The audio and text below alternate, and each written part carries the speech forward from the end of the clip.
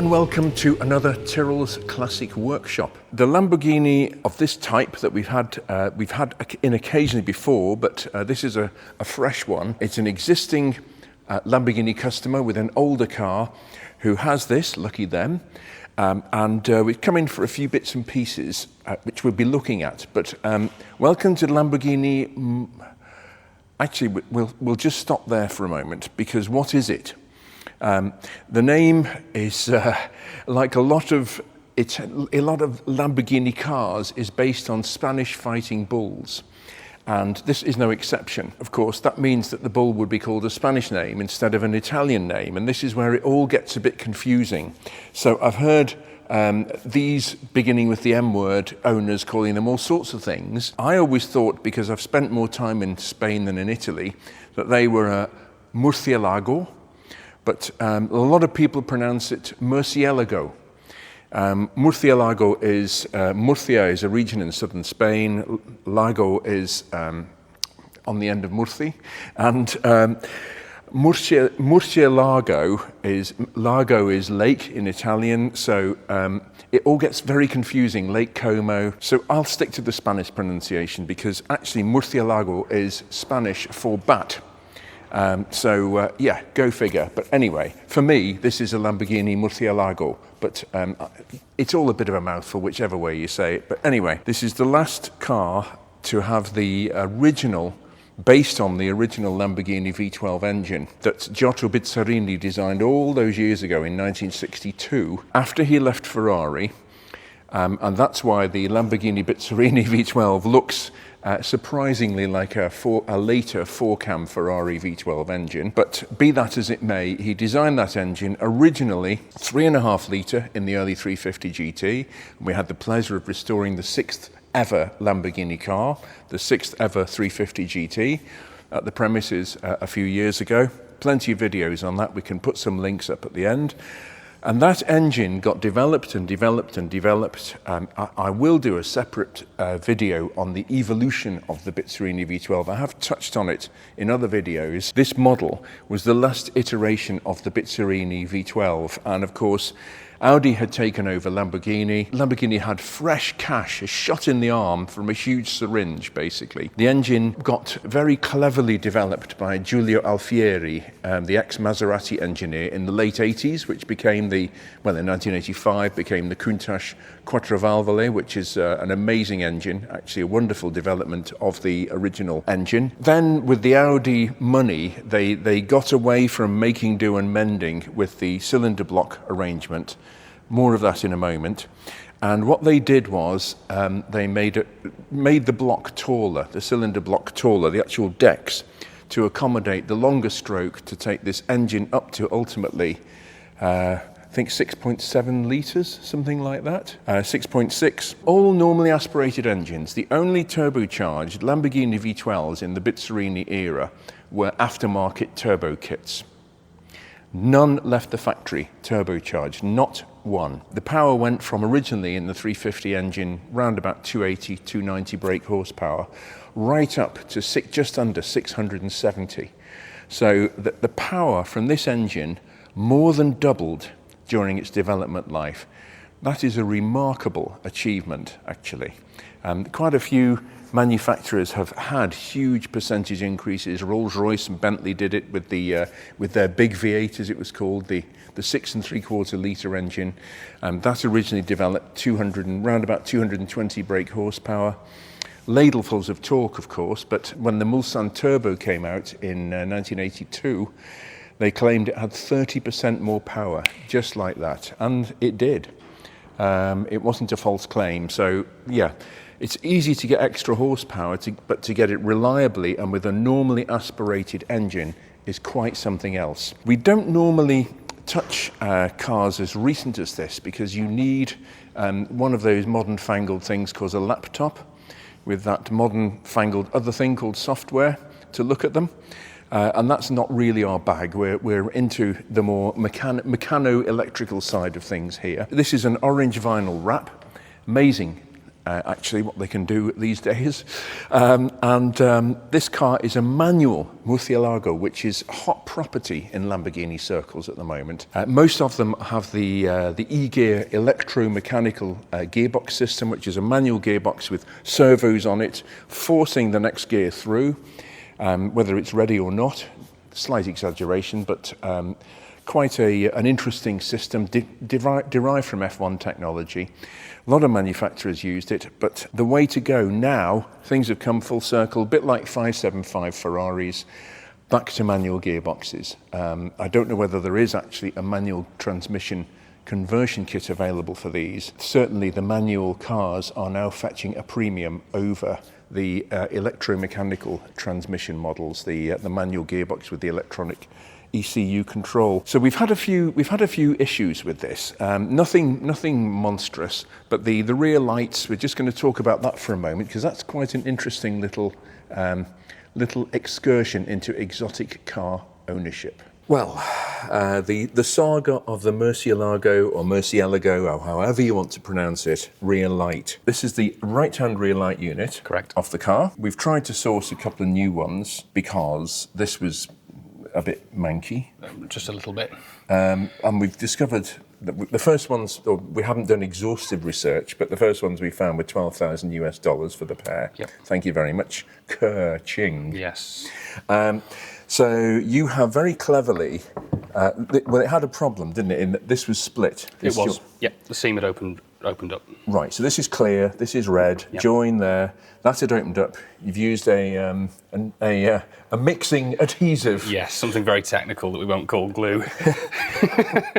So you've managed to repair that, but this was all damp and horrible in here, wasn't it? Yeah. All the moisture that had been getting in and the corrosion that had been happening, which we'll see in a minute, had sort of stained the whole lens. So I've had to get in from the back where all the little bulbs would go with just a paintbrush and some warm water and just keep scrubbing it. But obviously the access is quite restricted. You've got these kind of baffles in the way. And so you just have to be patient and just keep working it, blow it out with an airline, go again until you've got it as clean as you think you can. Right.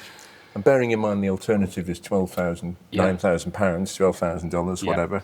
It's yes, you can afford to spend a few hours. I thought so. Now this bad boy here is the bulb unit for the bottom bit, and you've had some challenges with that, as even something like that, haven't you? Yeah, it's been quite tricky. I mean, thankfully it does unbolt from the back end of the cluster, so it can be removed. But as soon as I took it out, I was able to see that. I mean, this is a new one, but the old style twist and fit bulb holders had completely rotted out. All the contacts had come away, and those contacts also tension it onto these strips here, and so the bulbs were all falling through. That was all because of the corrosion that had got through the lens. It had just been sat behind here, quietly rotting away for however long. So I've taken the strips off, blasted them and polished them up again. We've replaced all the torque screws with stainless screws because all the old ones were rotting out as well. But a lot of the plastic posts that they screw into were cracked as well. So I've had to re-glue all of those. So, you put the screw in once and don't want to take it out again. Right, yes. Cleaned all this up, and then we've managed to order some new twist and fit holders, but we can't get exactly the same ones that were in here, so they are slightly larger. So I've just taken down various points with a file until each one fits. And then they will twist into position. It's been very fiddly and slow work, but slowly but surely it's coming together now, and they are starting to work with a battery. But the net result is, so one of these is positive and one's negative. Yeah, so your bottom strip is negative the whole way to common, and then your top strip on the left is your positive feed for your indicators, and your top strip on the right is your positive feed for your reversing lights. Right. So you've managed to rejuvenate that as well, even hand filing and hand fettling the bulb holders. Yeah. I mean, we measured the old ones and we got these as close as we could, depth, width, height, all that kind of stuff, but they weren't quite right and I couldn't quite get them to fit in. So yes, it's tricky, but they're working. Well, Korrey, that is a simply amazing job you've done there. Thank you. Perseverance has won the day, and we'll be able to charge the customer comfortably under £9,000. Just hope so, yeah.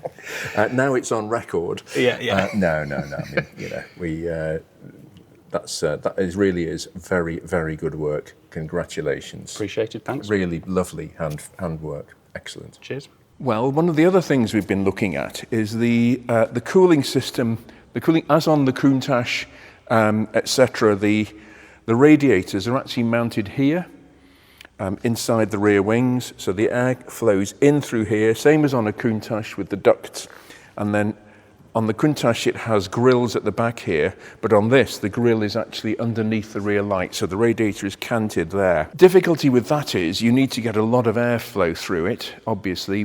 Big V12s are not easy to cool because of the length that the coolant travels through the engine. So the back cylinders tend to be the poor relations because the coolant has absorbed heat from front to back. And in older engines, straight sixes and things from many decades ago, it would normally be the back cylinder that caused the problems because it overheated. It was the poor relation.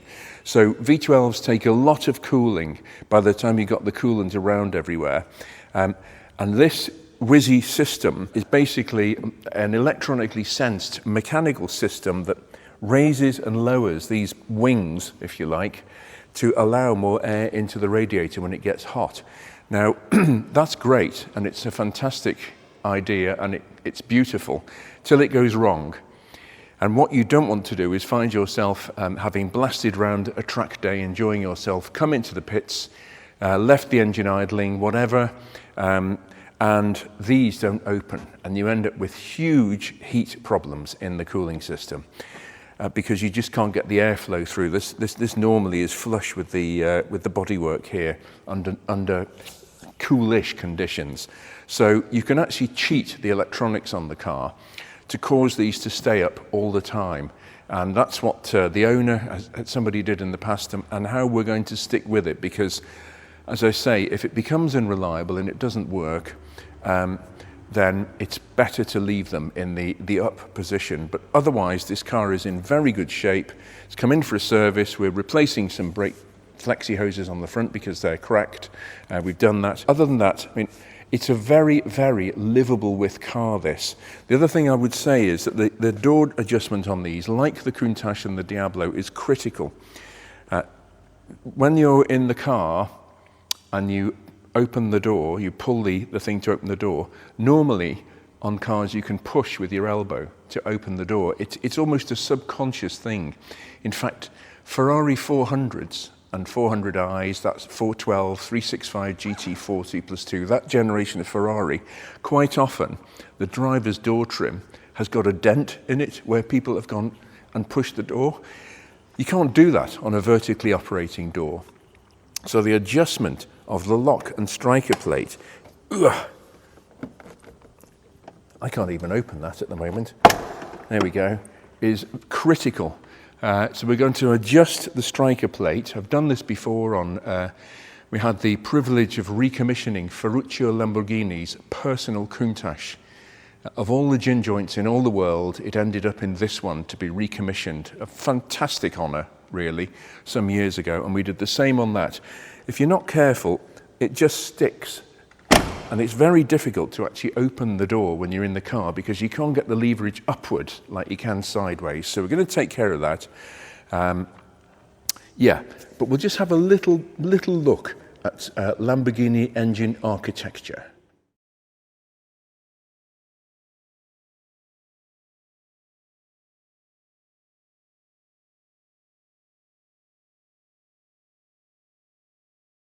Well, here we have another one that we dismantled earlier. This is a Countach 5.2 litre Quattro Valvole engine. So the thing I want to particularly show here is that the cylinder liners are protruding massively from the top deck face on the block. And this was a clever move by Giulio Alfieri in the early 80s, because he realised that this block was basically stretched at 4.75 litres as it was.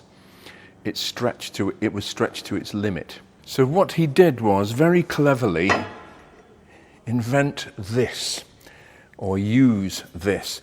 This is an aluminium sandwich plate. And what this does is, it has a tiny, tiny, tiny rubber O-ring, diameter-wise, that fits all the way around here. and that actually sits on top of the engine, and then the cylinder head gasket goes in the conventional manner on the top of this, thus compressing that onto the block. And by some clever engineering and some clever machining, the standing height of the liners versus this is just right for the necessary protrusions and sealing of the cylinder head gasket. This is very, very clever stuff. It really is. On the Diablo and on the Murcielago, they didn't use this. They actually had the money, as I say, because of Audi's ownership, to make a whole new block to get rid of the sandwich plate. But a really great bit of engineering, and it's so reliable. They really are virtually all bulletproof, these engines, if they're not over-revved and if they're cared for properly, etc., maintained well. Yeah, a great bit of Italian engineering. I'm going to go into this in more detail about the history of the technical history of the Bizzarini V12, because people have asked for it, and the nerdier the better, seemingly. So, yeah, there we are. As I mentioned before, you've got plenty of leverage pulling a door open, but not so much pushing it upwards when you're in the car. So this door, actually, the striker plate as it's called on the body, the bit the door butts up against, actually the door isn't even lined up. The striker plate is causing the door to skew away from its natural position. Yeah, I'm going to adjust this now so that, height-wise, if I close it, it's just about flush. It's just nice. But if I try and open it, I actually cringe, because I suspect if I pulled much harder, I'd start to do the handle damage. So I'm going to move this. This striker plate is generic. It's used on all sorts of cars. Mercedes-Benz used this in the 1960s on the W108 car. It's been around for donkey's years. Countach's used them, Diablos, and here we are on a 2000 and odd Lamborghini. It's exactly the same part, this door striker plate. It was called a burst-proof lock, and Mercedes-Benz invented it in the 1960s, and they work ever so well. And its counterpart here is also the same part from the 1960s. It's used on all sorts of cars, and the idea is, because it's self-contained, even if the door is severely damaged, it can still operate properly. Very clever technology, but anyway, I'm going to move this into what I think will be the right position and see if we can actually get this door to open properly when you're sat in it, or outside it for that matter.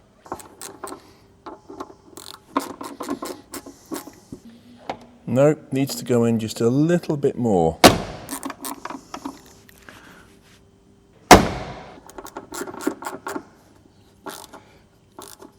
So finicky, these things, but the results are worth it. Very nice. Yep. There we go. Result.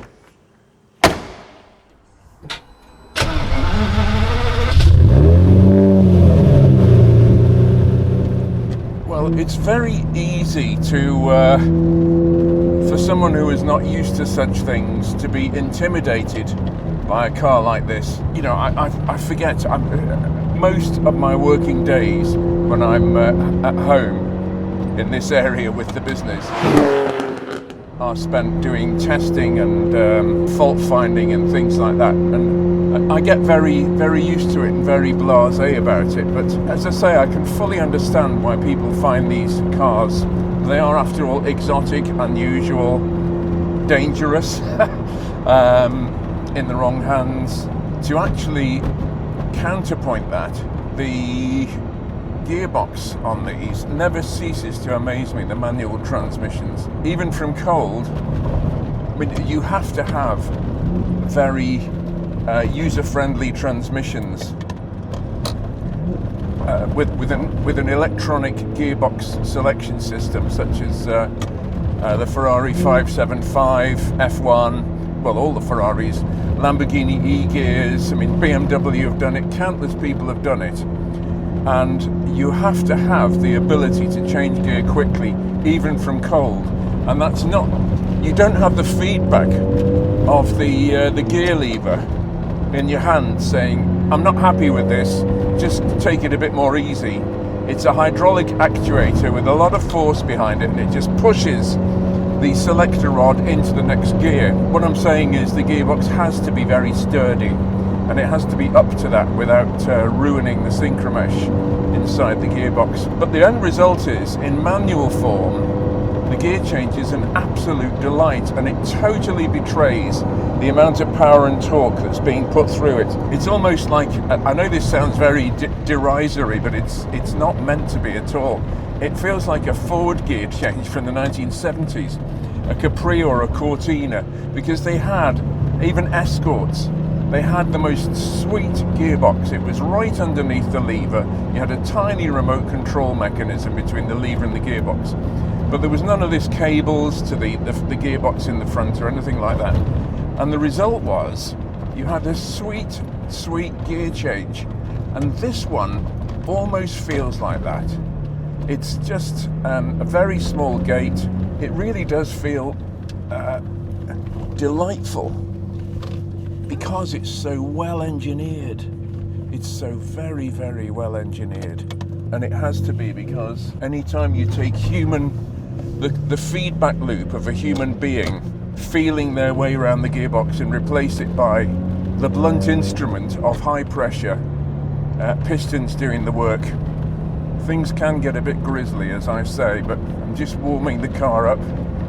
It's quite a roomy cabin as well compared to the Diablo, and most certainly compared to the Countach, even though the rake of the windscreen, I would say, is very similar. The windscreen is quite a lot further forward.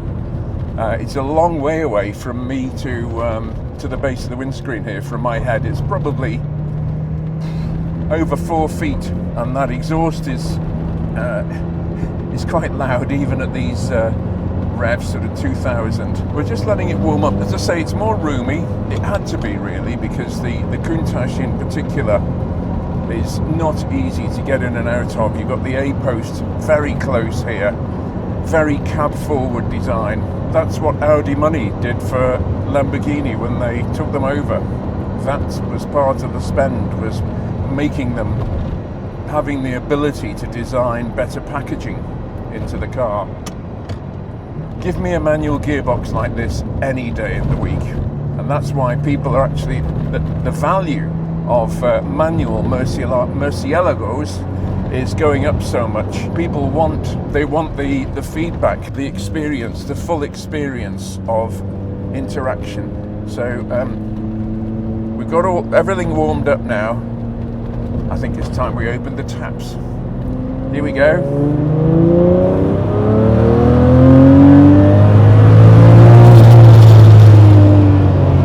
Not too shabby. That is G-force par excellence.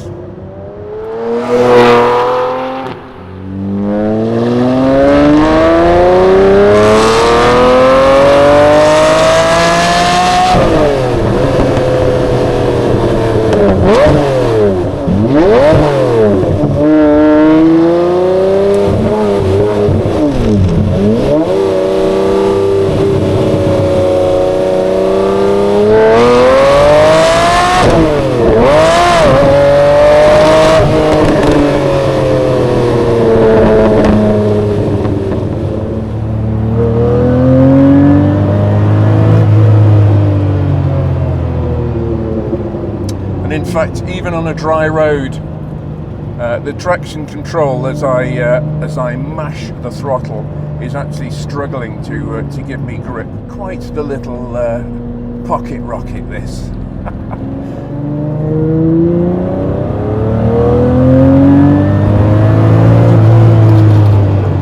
And the brakes are well up to spec. You can feel the confidence inspiring. Again, this is Audi. This is Audi engineering. The pedal's beautifully placed for heeling and towing as well, to harness the brakes and the gearbox. Not that you need to double declutch, because for the reasons I've explained, the synchromesh is so strong. Something incredibly satisfying about driving a fettled, well-sorted V12. There really is.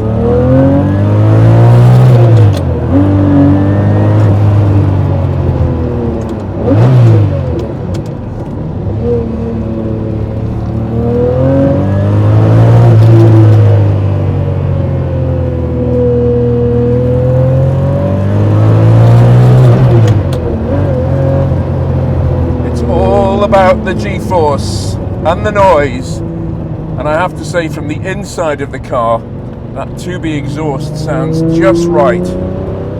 They can be very loud, some of these aftermarket exhaust systems, and they can also be a fire risk as well, because there's a lot going on with the exhaust system at the back of this car, and cars like it, because it's all compressed into a very small area. A lot of silencers, catalysts, large bore pipes going through complex bends. It really is a busy area for the exhaust system, and to try and harness the heat of exhaust gases going up towards 1,000 degrees C on a petrol engine, a high-performance petrol engine like this, generates a lot of heat.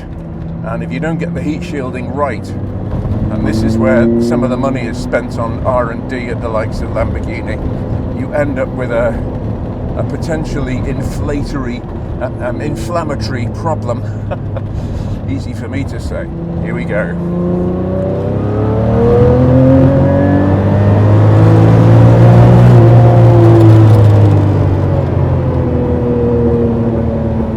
How can that not bring a smile to the face?